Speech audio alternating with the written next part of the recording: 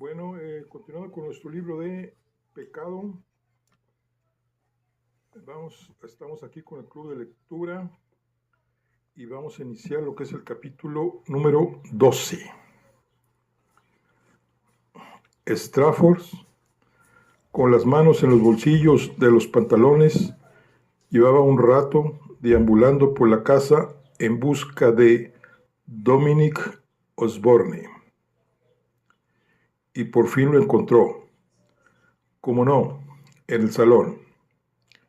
Baiglas estaba construido según generosos preceptos victorianos y debió de jactarse de tener 25 o 30 habitaciones, pero con los años la familia la había reducido, la había ido vaciando hasta convertirla en una vivienda burguesa consistente en poco más que la cocina, el comedor, un salón de trabajo, 3 dormitorios en el piso de arriba, un baño y un lavabo independiente, y había dejado que el resto se sumiera en un estado de quietud intemporal, como esas salas que nunca se visitan en los museos, y donde se guardan las piezas que se han pasado de moda y que ya nadie las quiere ver. El padre de Strafford había hecho una reducción aún más radical de Rosslea House, y ahora apenas salía de lo que antes había sido su despacho, y que había transformado poco a poco en una madriguera que servía para todo, y en la que había expuesto una cama doble, la cama que había compartido con su mujer los pocos años que duró su matrimonio, un fogón de gas, una estufa de parafina y varios orinales decorados, que eran parte de una colección reunida por un antepasado olvidado. Había oscurecido ya, y en el salón habían echado las cortinas y encendido las luces. Dominic Osborne estaba instalado en un sillón junto al fuego, con una bandeja con las cosas del té en una mesita a su lado, y un libro de medicina abierto sobre las rodillas. Cursaba segundo de medicina en el Trinity College de Dublín. El labrador que había salpicado el vestíbulo de aguanieve al sacudirse estaba tendido a los pies del joven, suave y grueso, como una foca. El fuego ardía animado y el aire estaba cargado de olor de los troncos llameantes. Al levantar la vista, cuando entró Strafford, el joven frunció el ceño. También el perro alzó la cabezota cuadrada, miró al inspector con los ojos adormilados y volvió a apoyarla de golpe en el suelo de madera. «Ah, le he estado buscando», dijo Strafford. «Espero no estar molestándolo». Osborne cerró el libro y lo dejó en el suelo al lado de la silla. «No me molesta. Supongo que querrá, ¿cómo se dice?, interrogarme sobre el padre Tom». «Bueno, interrogar no es una palabra muy exacta», respondió Strafford con una sonrisa amable. Se acercó al fuego y puso las manos delante de las llamas. «Eso solo sucede en las películas». «No voy a hacerle de ninguna ayuda», dijo Osborne con frialdad. «No vi nada. Duermo como un tronco, como todo el mundo en la casa, por lo visto, excepto su madre». El joven le miró con intensidad. «Lo siento», quería decir su madrastra.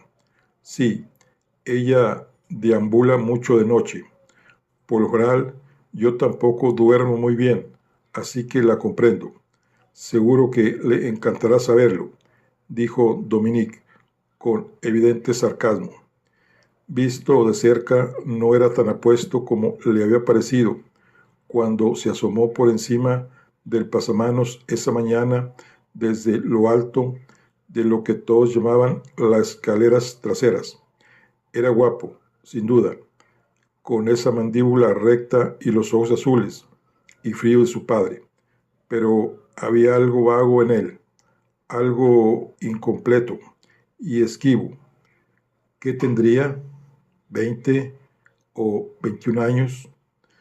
Trinity le había impreso una jactancia que no sonaba auténtica y tal vez nunca llegaría a serlo. Iba vestido como su padre, de hecho de forma idéntica, con una chaqueta de twist, pantalones de pana, camisa de cuadros, pajarita y unos zapatos de cuero cuya puntera brillaba a la luz del fuego, como una castaña recién pelada. El día menos pensado, si no lo había hecho ya, empezaría a fumar en pipa y se emborracharía con los amigotes los sábados por la noche, conduciría en un coche deportivo y hablaría despectivamente de las chicas. Nada de eso sería convincente tampoco. A Dominique Osborne siempre le faltaría algo indescriptible. Siempre habría algo que no acabaría de encajar. Pero era estudiante de medicina, se recordó a sí mismo. Strafford sabía dónde encontrar la yugular. ¿Le importa si me siento?, preguntó el detective, y sin esperar respuesta se acomodó en otra butaca, al otro lado de la chimenea. Está siendo un día muy largo. Ah, sí, no para el padre Tom. Pues no. Un tronco se asentó en la chimenea y levantó una constelación de chispas. Supongo que lo conocía de toda la vida, ¿no? El joven se encogió de hombros. No me atrevería a decir tanto, aunque siempre estaba en la casa, claro. ¿En la casa? A papá, a mi padre, le caía bien, o le gustaba que viniera. Supongo que le hacía compañía. Tenían intereses comunes, la casa, el tiro y demás. ¿A usted no le gustan esas cosas? ¿Y a usted? Ahora vivo en la ciudad, no tengo muchas ocasiones. Tal vez no para cazar, pero para disparar sí, ¿no? Al fin y al cabo es usted inspector de policía. No llevo armas. Ajá. El tronco de la chimenea volvió a sentarse y produjo otra exhibición de fuegos artificiales en miniatura. Strafford pensó de pronto en el mundo, cubierto de escarcha de fuera, en las montañas nevadas y en los árboles negros y sin hojas, todos suspendidos en un vasto y gélido silencio. Y luego, claro, pensó en la muerte. ¿Conoció usted a su madre? ¿Qué? Dominique Osborne volvió a mirarlo fijamente. Que si la conocí, pues claro. ¿Qué edad tenía usted cuando? 12. ¿Sabe que se cayó por las escaleras de atrás? Las mismas que...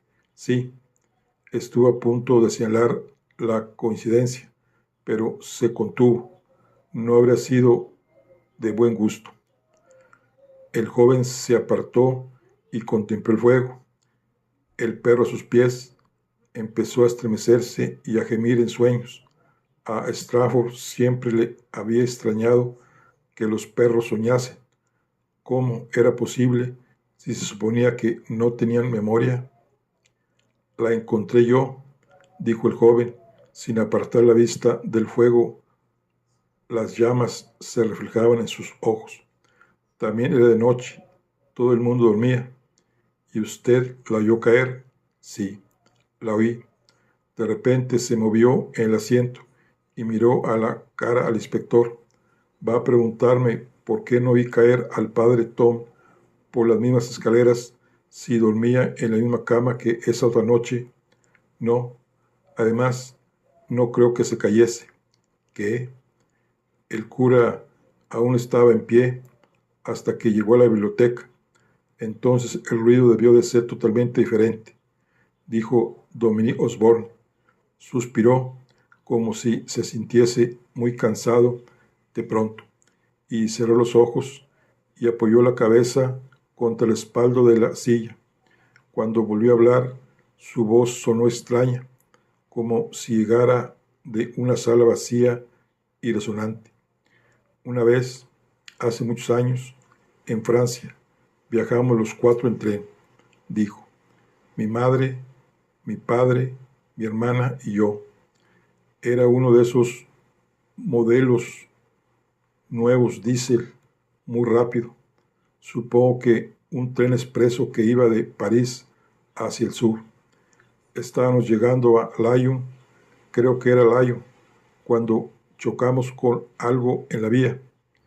Hizo un ruido muy raro, una especie de traqueteo a lo largo de los vagones. Pensé que habíamos topado con un paso a nivel y que era el ruido de la barrera de madera al romperse y pasar por debajo de las ruedas. El maquinista debió de quitar el pie del freno. ¿Cómo se llama? El freno automático, porque después de la colisión seguimos avanzando, o al menos 1 kilómetro o 2, cada vez más despacio, hasta que nos detuvimos. Nunca olvidaré el silencio que se produjo entonces. Fue casi tan raro como el ruido de lo que habíamos roto a nuestro paso. Se levantó, fue a la chimenea y echó otro tronco a las llamas. Luego se quedó ahí, con las manos en los bolsillos de la chaqueta, mirando el fuego y recordando. Tuvimos que esperar varias horas hasta que llegó otro tren y nos llevó a Niza. Al día siguiente estaba en todos los periódicos. 2 chicas de un pueblo por donde pasaba el tren habían hecho un pacto de suicidio y se plantaron delante de la máquina. Lo que oímos fueron sus huesos al romperse y rodar en la vía debajo de las ruedas. Se interrumpió y volvió a sentarse. Apoyó la cabeza en la silla una vez más y cerró los ojos. Nunca lo olvidaré. Aún recuerdo el ruido de los huesos traqueteando por las vías como bolos. El perro soltó varios gruñidos agudos y levantó los labios igual que un caballo al relinchar. Lo siento, dijo Strafford. Dominique Osborne abrió los ojos y los movió a un lado para mirarle. ¿Qué siente?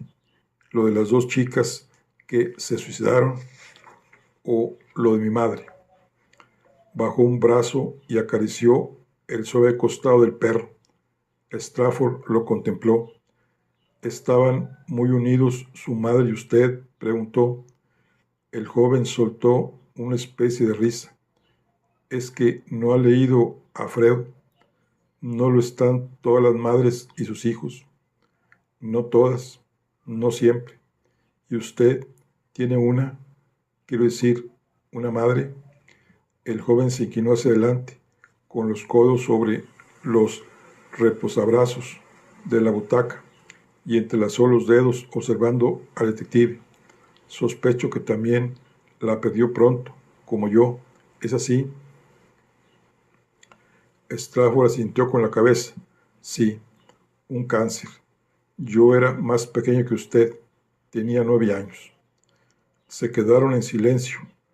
Los 2 contemplaron el fuego. Strafford estaba pensando en su madre. Extrañamente no pensaba mucho en ella, no tanto como en su padre. Pero claro, su padre aún estaba vivo.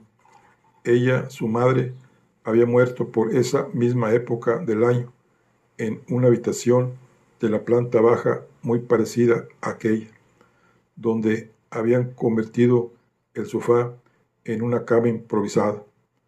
Pasaba horas observando a los pájaros del jardín, los zorzales, los mirlos, los petirrojos y las urracas, con sus raros y chasqueantes granidos. Imagina ser un gusano, decía con voz aflautada. El cáncer estaba devorando ya su esófago y movía la cabeza compadeciéndose de todos los bichos. Strafford recordaba el olor a medicina en la habitación, el calor sofocante, las ventanas cerradas y el aire tan cargado y empalagoso como si fuese algodón mojado.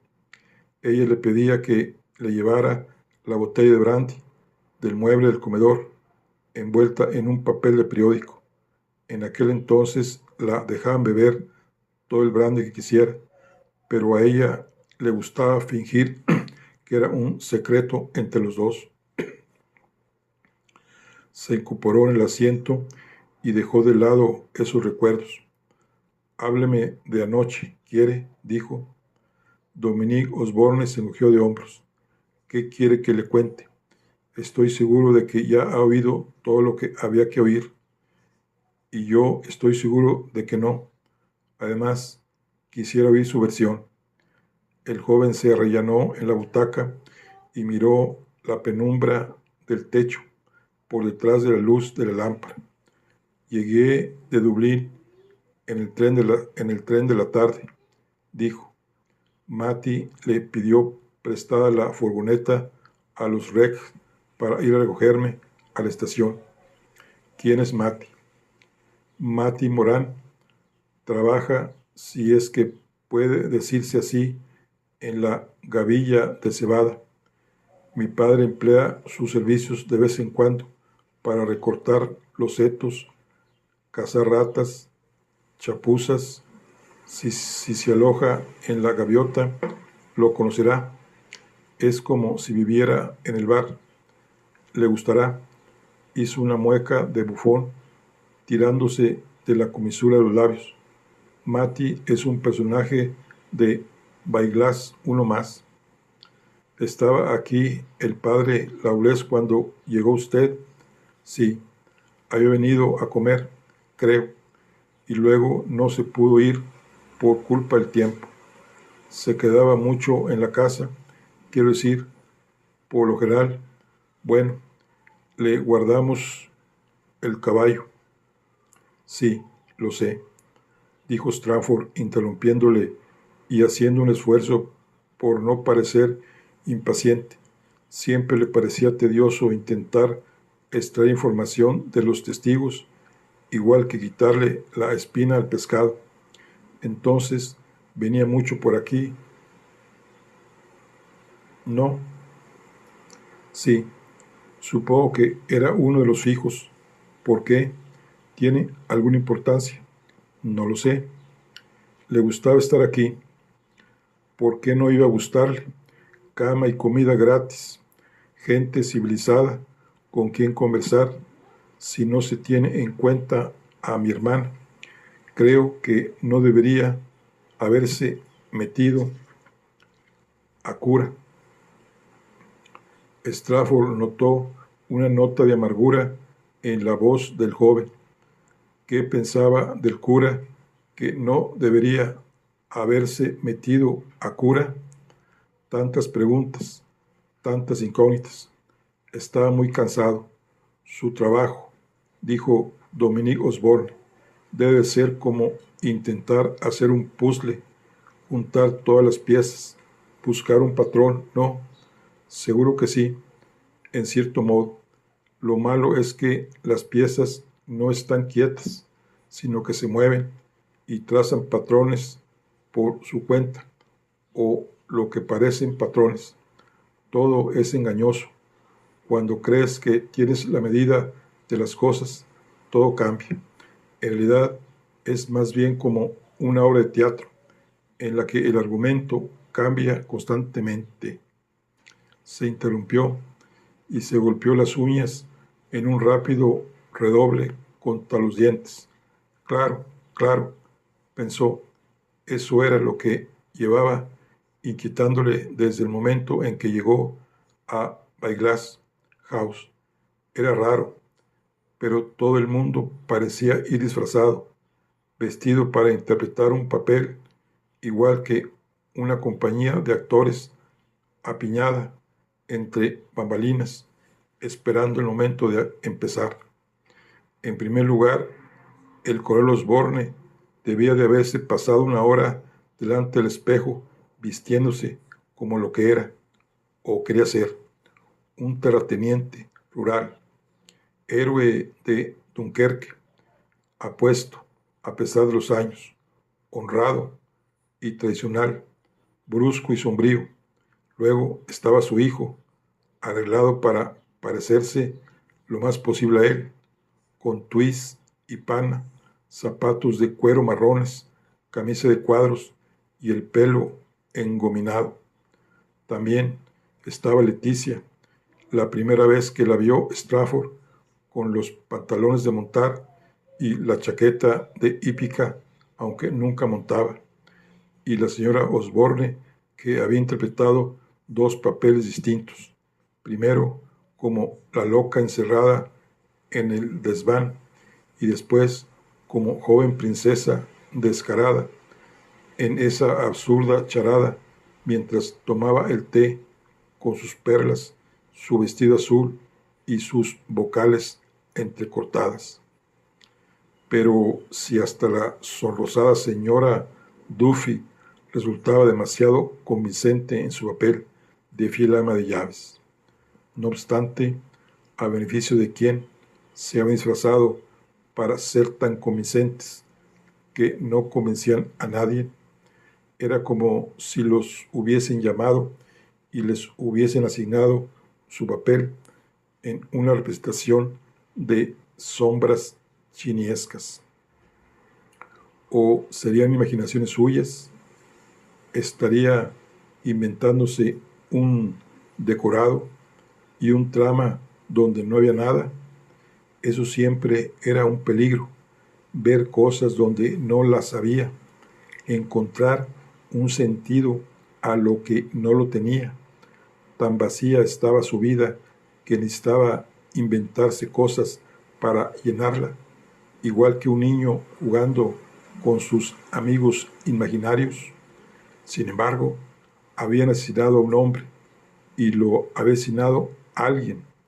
Eso era real, había sucedido, y la persona que había cometido el crimen estaba oculta en alguna parte a la vista de todos. Dominique Osborne habló e interrumpió sus pensamientos. ¿Puedo preguntar una cosa? Claro.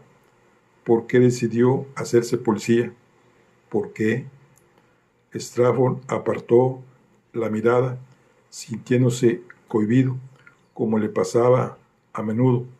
No le gustaba que le hiciesen esa pregunta en particular. No sé si lo recuerdo. En cualquier caso, no estoy muy seguro de haberlo decidido. No creo que nadie decida nada. Creo que nos dejamos llevar y que todas nuestras decisiones las tomamos a posteriori. Hizo una pausa. ¿Por qué decidió usted estudiar medicina? Entonces fue el turno del joven de apartar la mirada. Al igual que usted, lo desconozco. Lo más probable es que ni siquiera acabe los estudios. No me imagino con una bata blanca recetando placebos y mirándole el culo a la gente. ¿Qué le gustaría hacer? No lo sé.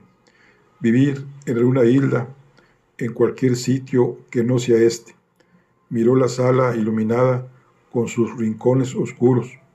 La casa está encantada, ¿lo sabía? Sí, me lo ha dicho su hermana. ¿Qué tipo de fantasmas son? Oh, los típicos, dijo vagamente el joven. Son tonterías, claro. Los muertos no vuelven. ¿Por qué iban a volver? Seguro que cualquier sitio es mejor que este. Cogió el libro del suelo. Strafford captó la indirecta. Lo siento, dijo, haciendo ademán de levantarse. Debería dejarle estudiar. ¿Estudiar?, exclamó el joven con una risa sardónica que por un segundo sonó más parecida a la de su hermana de lo que probablemente quería. Strafford, ya de pie, se demoró un instante, con las manos en los bolsillos. El perro despertó un momento, alzó de nuevo la cabeza, le miró y luego volvió a quedarse dormido. Una última pregunta, Dominic, si no le importa. ¿Puedo? Adelante, pregunte lo que quiera. ¿Quién estaba aquí quién estaba en la casa la noche que murió su madre. ¿Lo recuerda? El joven le echó una rápida mirada de perplejidad. ¿Por qué quiere saberlo? Han pasado años. Strafford se encogió de hombros y esbozó su sonrisa más cautivadora, igual que si se pusiera una máscara. ¿Recuerda quién estaba en la casa? Nadie en particular. Papá, mi hermana. Tenía solo, no sé, 7 u 8 años. La señora Duffy, sí, supongo. Y también teníamos 2 doncellas. Tenían su cuarto en el desván. No recuerdo cómo se llamaba. Y ya está. Nadie más. Se hizo un silencio.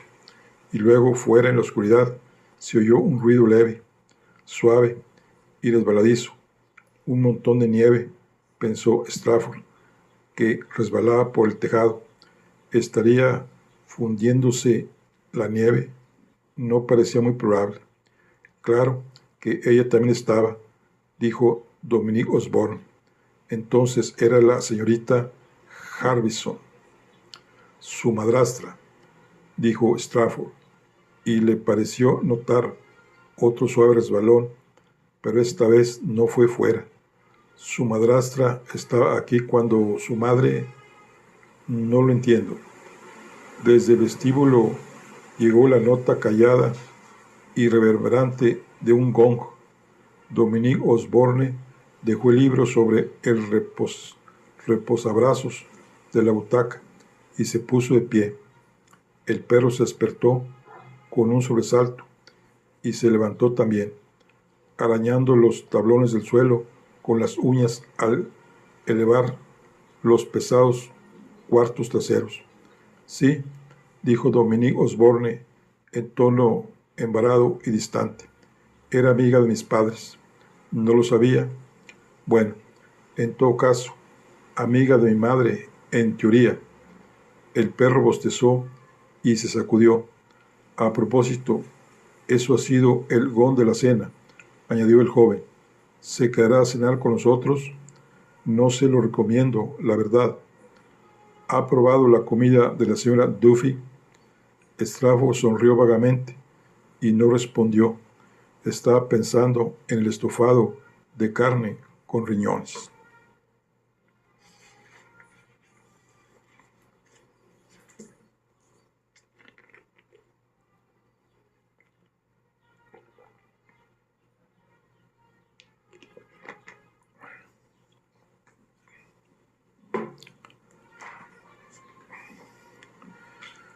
Capítulo 13.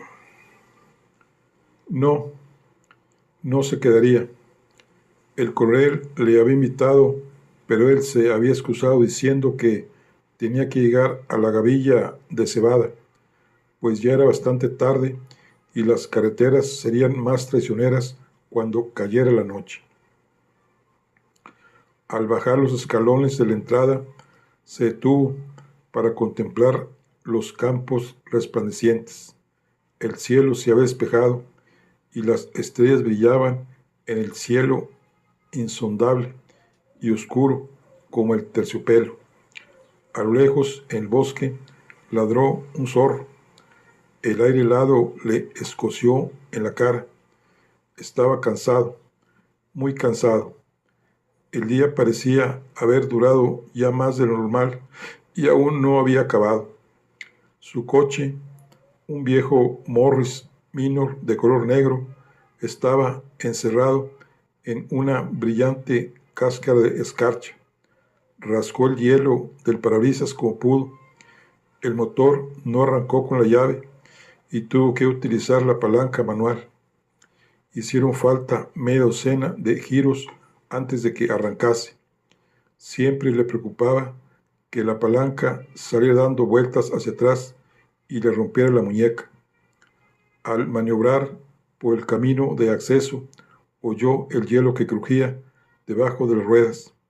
Giró a la izquierda y metió las ruedas delanteras en las 2 roderas negras de la carretera. Ante él se alzaron, a la luz de los faros, árboles cubiertos de escarcha, fantasmales, blancos y desnudos, con las ramas en alto como si tuviesen miedo. Un puzzle, había dicho Dominic Osborne, y tenía razón. No obstante, las piezas estaban tiradas por ahí y no tenía la ilustración en la tapa de la caja para guiarse. De hecho, ni siquiera había una caja. Cuando llegó a la gavilla de cebada, los ojos le dolían por el esfuerzo de concentrarse en la carretera. Acababa de tomar una curva especialmente pronunciada y traicionera, cuando una forma blancuzca con las alas abiertas se deslizó hacia él, deslumbrada por los faros en la oscuridad. Era una lechuza. Él se había apartado por instinto de ese animal salvaje y había estado a punto de meter el coche en una zanja. La gavilla de cebada no era más que una casita, con techumbre de paja y ventanas muy pequeñas, todas iluminadas. Aparcó el vehículo lejos de la carretera y cogió la bolsa de viaje del asiento trasero. Solo ha llevado un cepillo de dientes y una maquinita de afeitar, una pijama, un par de camisas y varias mudas de ropa interior. Y se dirigió con aprensión hacia la entrada. Lo único que quería era una comida caliente y una cama abrigada. Si no estaba nada seguro de que la gavilla pudiera garantizar ni una cosa ni la otra. El desánimo se instaló en su corazón. La puerta estaba cerrada y cuando la abrió para entrar, le recibió el olor de la cerveza fuerte y una varada de humo de turba que hizo que le llorasen los ojos. El bar era estrecho y de techo bajo. Tenía una barra muy alta y varios taburetes de madera alineados delante.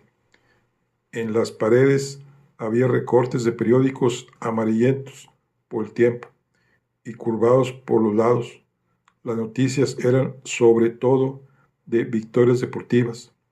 En una de las ventanas había 2 palos de Hurley en miniatura, montados sobre una placa de madera barnizada y orgullosamente envueltos con una cinta con los colores del condado.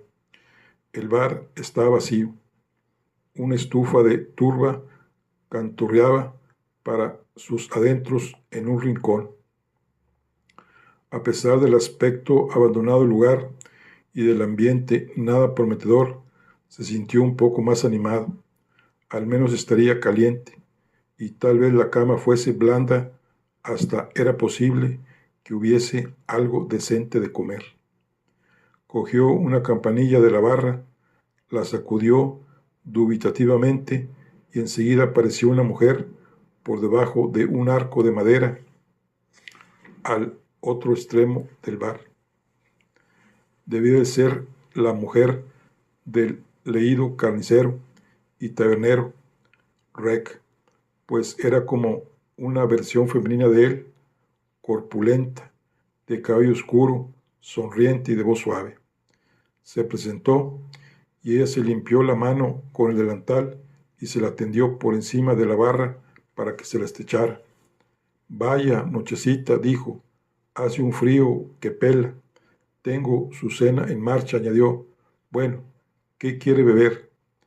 Esa pregunta siempre le planteaba un dilema a Stratford, pues no había conseguido que le gustase el sabor del grano o de las uvas podridas. Ese defecto, pues, no era otra cosa.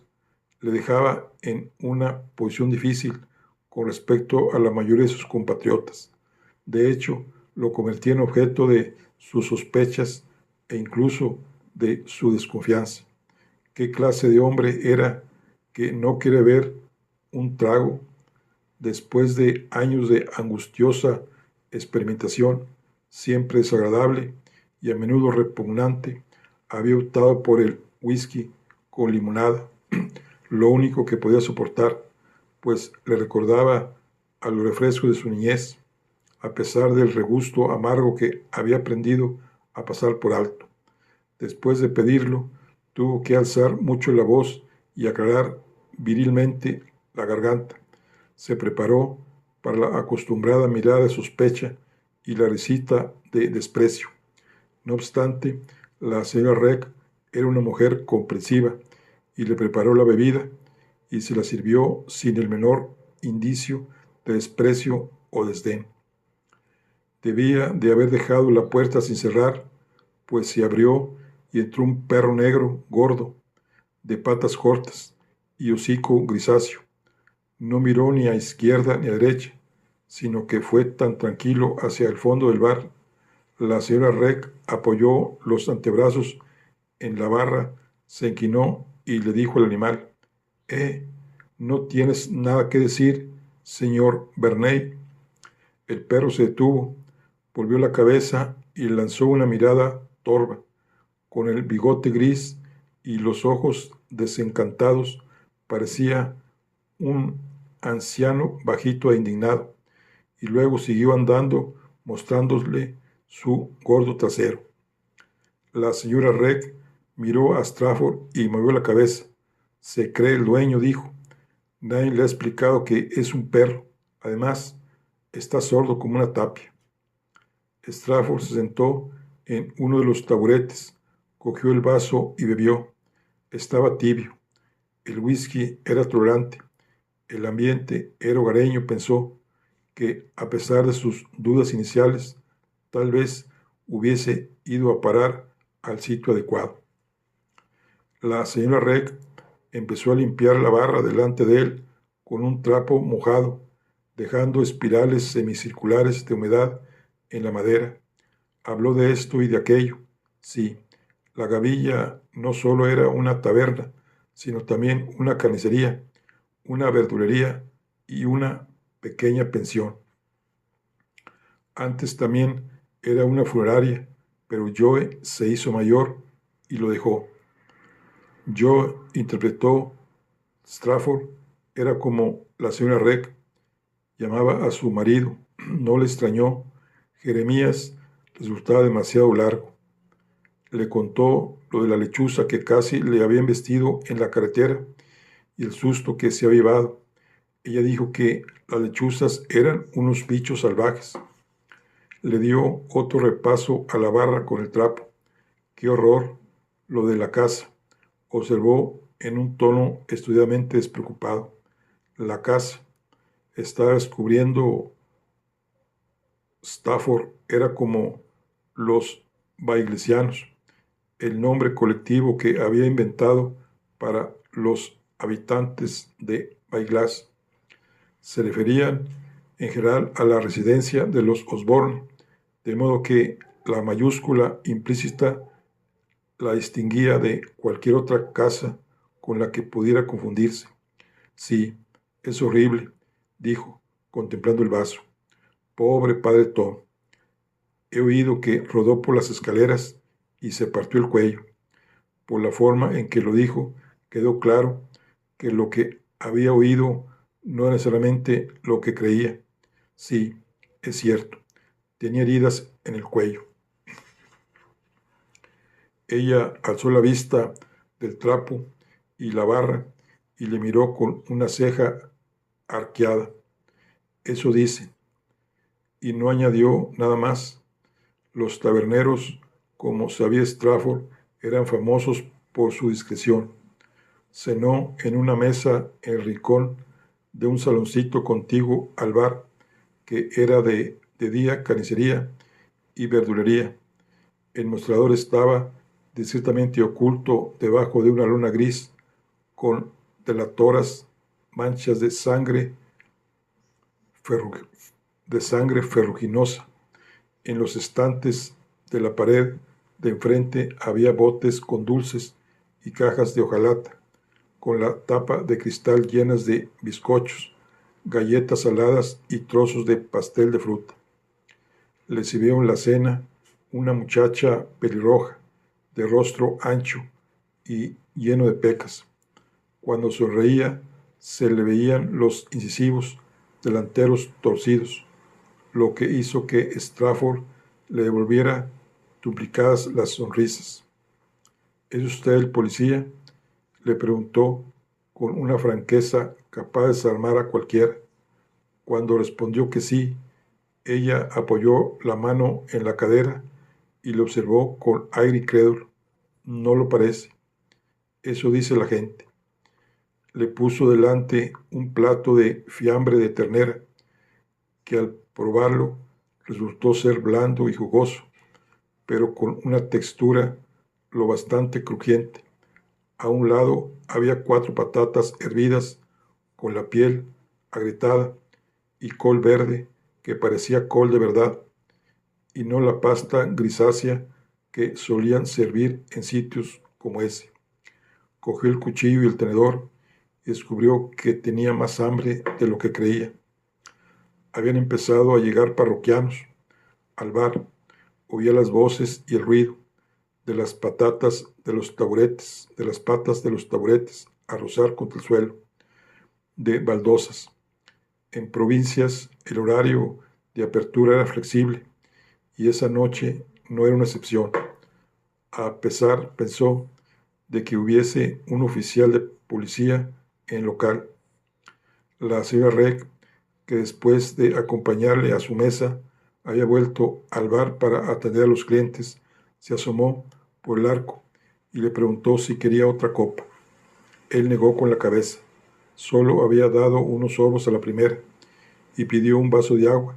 Se sintió como el petimetre de las películas del oeste que entra en el bar y pide una zarzaparrilla bajo la burlona mirada del pistolero vestido de negro. Habría preferido haber llevado algo para leer. No le gustaba que lo vieran masticando con la mirada perdida, como hace la gente cuando come sola. Al poco rato tuvo la sensación de que lo estaban observando por tercera vez ese día, y miró a su espalda. Un anciano con un traje de rayas sucio y deshilachado y una camisa sin cuello, que una vez había sido blanca, había asomado la cabeza por la puerta del bar y le estaba observando, aunque se apartó en cuanto Strafford le cedió la vuelta. La pelirroja volvió para ofrecerle el segundo. «Puede tomar lo que quiera», dijo, y le echó una mirada calculada por debajo de los rizos dorados y pelirrojos del flequillo mientras se mordía el labio. Él le dio las gracias y respondió que no podría comer más de lo que había comido. Ya, ella siguió ahí, observándole y contoneándose ligeramente las caderas. «No se preocupe por Matty», dijo, señalando hacia la puerta con la cabeza. «Es tan cotilla como una vieja». «Ah», respondió él, «así que ese es Matty. ¿Y usted cómo se llama? Si no le importa que se lo pregunte». «Ni mucho menos. Trafford, con R». «No es su nombre de pila, ¿no?» «No», le sonrió. «Yo soy Peggy», dijo. Él asintió con la cabeza. No tenía intención de decirle su nombre de pila, o en cualquier caso no esa noche. «Oiga, Peggy», dijo para cambiar de asunto, «¿podría traerme otro vaso de agua?» Ella cogió el vaso, fue a la barra, lo llenó y volvió a la mesa. «Aquí tiene», dijo, y volvió a mirarlo con gesto alegre. Strafford terminó su cena.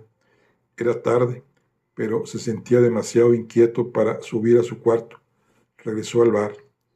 El viejo a quien había sorprendido espiándole estaba sentado a la barra en un taburete. Era alto y delgado, todo codos y rodillas huesudas, y la parte inferior de la cara estaba hundida en una boca sin dientes. Le hizo un gesto a Strafford como si no lo hubiera visto nunca. Estaba bebiendo una cerveza negra Guinness. «¿Te apetece otra?», preguntó Strafford. «No», respondió Matty, «pero sí me tomaría un trago corto». Strafford le hizo una seña a la señora Reg y pidió medio vaso de whisky. Ella sirvió la medida y lo puso en la barra. Aquí tiene, Matty Moran. Esta noche está de suerte. Se volvió hacia Strafford. Vaya con cuidado con este. Es capaz de beberse el local entero si pagan otros. Slains, dijo Marty levantando el vaso e inclinándolo hacia Strafford. Usted no bebe. Luego tal vez, replicó Strafford. Sentados a una mesa debajo de las pequeñas ventanas cuadradas había otros dos parroquianos, dos tipos grandes, de cara colorada, pestañas transparentes y manos como jamones. También ellos saludaron con reserva al recién llegado y volvieron a sus bebidas. Jeremías Rec apareció y ocupó el lugar de su mujer detrás de la barra. ¿Ha sabido usted encontrarnos?, le dijo a Strafford. ¿Puedo ofrecerle una copa de bienvenida? Me han dicho que lo suyo es el whisky con limonada.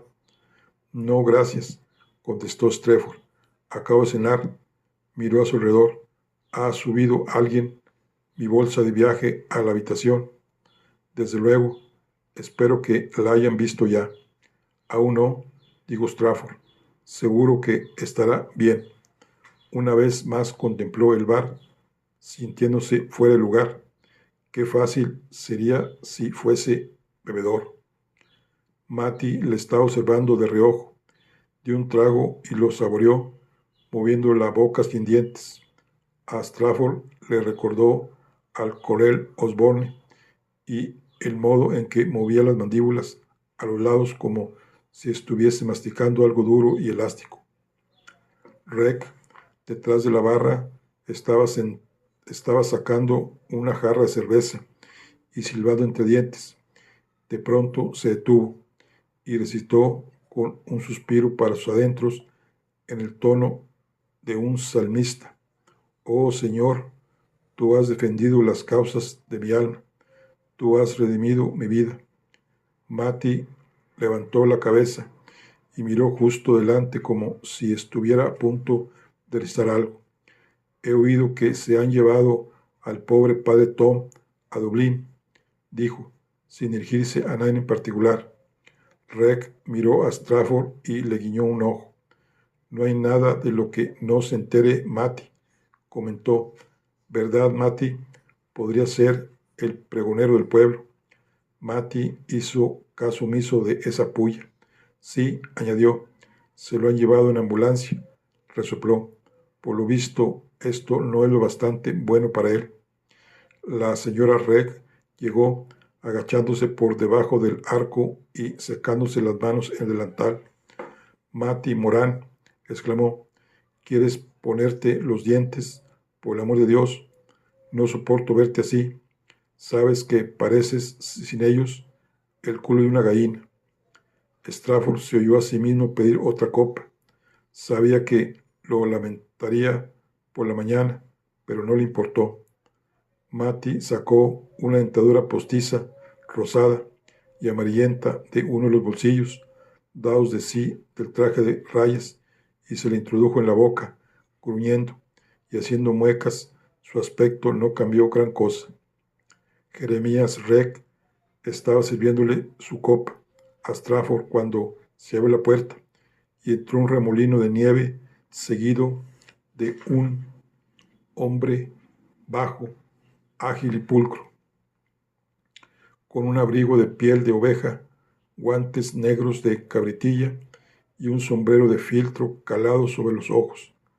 Todos se volvieron para mirarlo, pero él pareció no darse cuenta y entró, decidido, y se quitó los guantes, dedo tras dedo. Luego se descubrió y sacudió los copos de nieve del ala del sombrero. Menuda nochecita, dijo. Se detuvo en la barra y se desabrochó el abrigo. Debajo llevaba un traje cruzado marrón, oscuro, demasiado bien cortado, pensó Strafford, y lo que parecía una corbata militar sujeta con un alfiler de madreperla.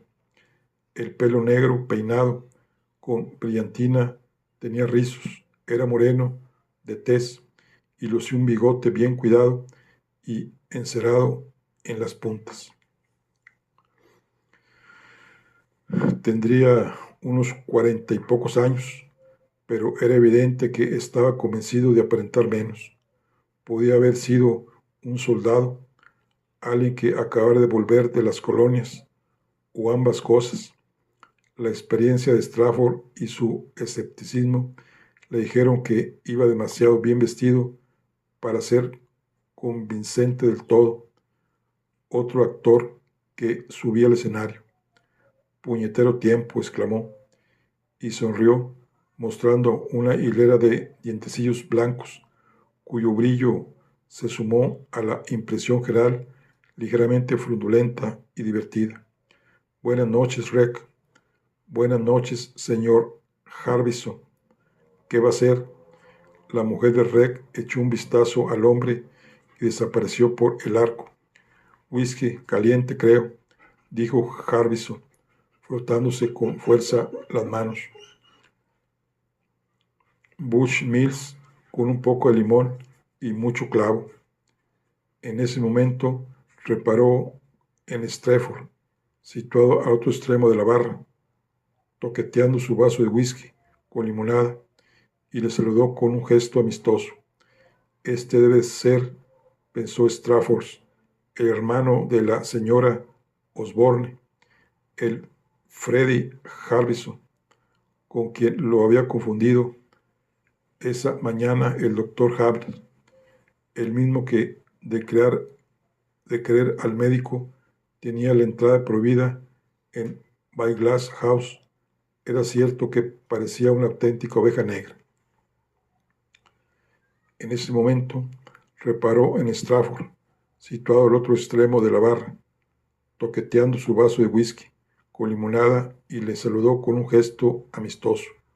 «Este debe ser», pensó Strafford, «el hermano de la señora Osborne, el Freddie Harbison, con quien lo había confundido esa mañana el doctor Habner, el mismo que, de creer al médico, tenía la entrada prohibida en Valley Glass House».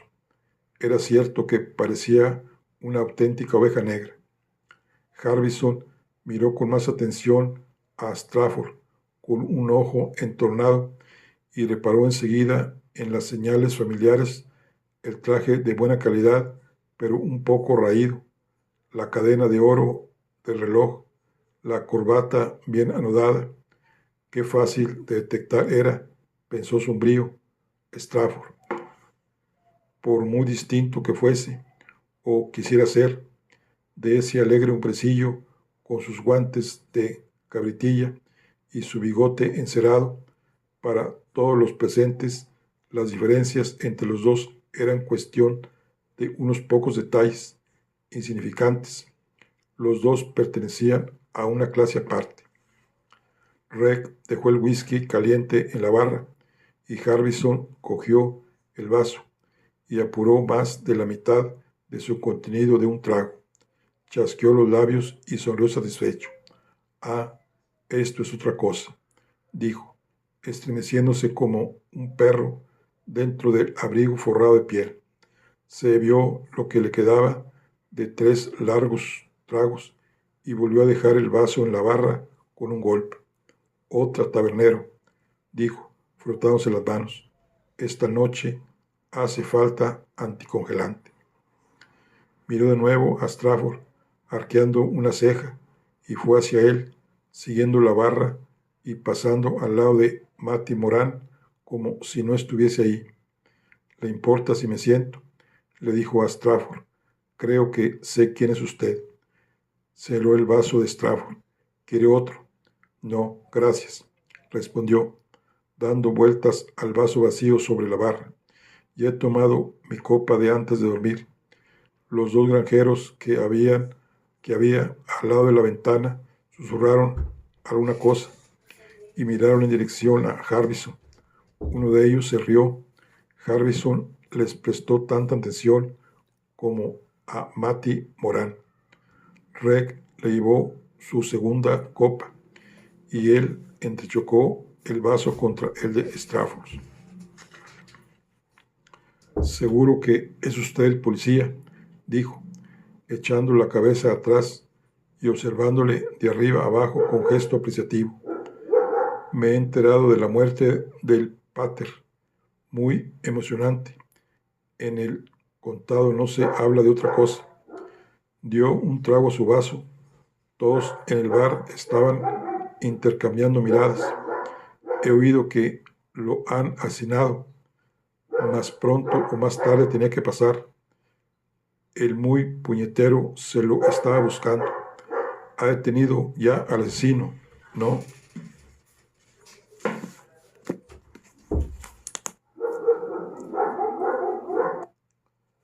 Bueno, aquí concluimos la charla de Ledoy.